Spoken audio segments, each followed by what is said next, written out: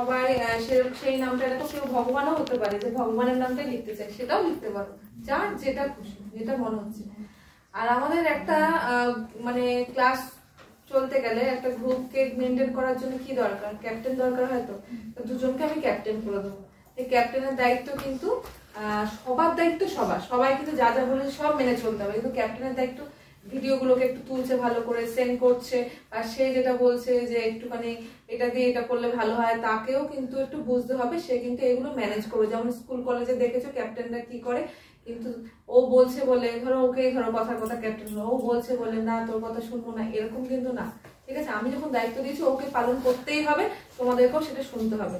যেগুলো ক্লাসের ব্যাপার, একটু ম্যানেজমেন্টের জন্য একটা ক্যাপ্টেন রাখা হচ্ছে, ঠিক আছে।